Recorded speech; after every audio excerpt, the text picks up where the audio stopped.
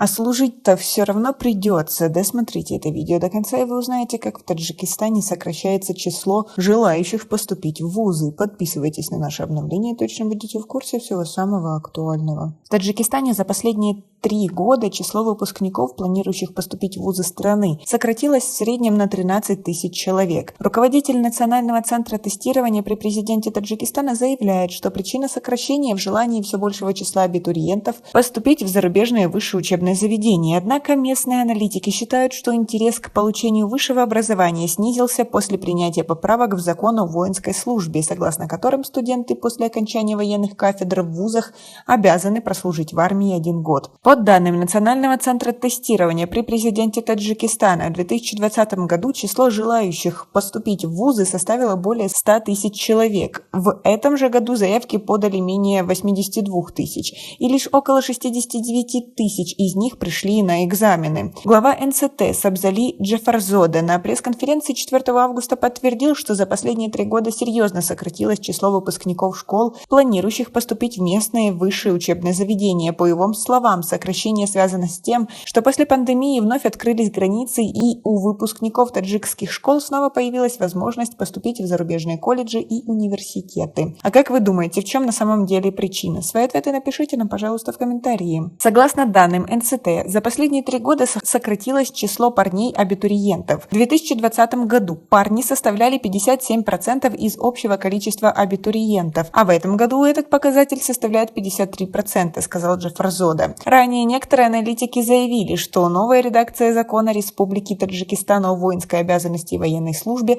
окажет негативное влияние на вузовскую систему и научно-исследовательских институтов. Поправки в закон были приняты в начале 2021 года. Согласно новой редакции, слушатели магистратуры и докторантуры отныне лишены права на отсрочку службы в армии, а студенты, которые ранее получали военные билеты после окончания военных кафедр в вузах, теперь обязаны прослужить в армии 1 год. Профессор Абдурахман Курбонов, начальник управления анализа по социальным вопросам Центра стратегических исследований при президенте Таджикистана, ранее заявил, что новая редакция закона о воинской обязанности и военной службе может иметь непредсказуемые и катастрофические последствия для сферы образования и науки. Принятие этого закона оказало негативное влияние на вузовскую систему и научно-исследовательских институтов. Прежде всего, с принятием этого закона снизился уровень престижа высшего образования, снизилось желание молодежи учиться в этих вузах, отметил эксперт. По его словам, число абитуриентов в 2021 году пошло на спад и составило всего 61,5% от плана, что на 16,5% меньше, чем в предыдущем году. Икром Субханзода, директор агентства по контролю в сфере образования и науки при президенте Таджикистана, в начале недели на встрече с журналистами также заявил, что сокращение числа желающих поступить в вузы может в будущем привести к нехватке кадров, в том числе педагогических. Однако представители Минобороны и Миноборнауки в ответ на критику заявили, что новый закон отвечает современным условиям. В начале года тогдашний министр образования и науки Таджикистана Мухаммадюсуф Исманзода поддержал новый закон о воинской повинности. Служить Родине – это обязанность и гражданский долг каждого. Студент или магистр – все должны служить, заявил он. Глава НЦТ Сабзали Джафарзода заявил, что в этом году планируют проводить опрос, чтобы выявить причины сокращения числа выпускников школ, планирующих поступить в местные вузы. Тем временем источник в Миноборнауки Таджикистана на условиях анонимности сообщил, что ведомство подготовило предложение в правительство о внесении новых изменений в закон о воинской повинности. Мы предложили восстановить прежний статус военных кафедр при вузах и предоставить магистрам и аспирантам право на отсрочку от службы в армии на период обучения, отметил источник.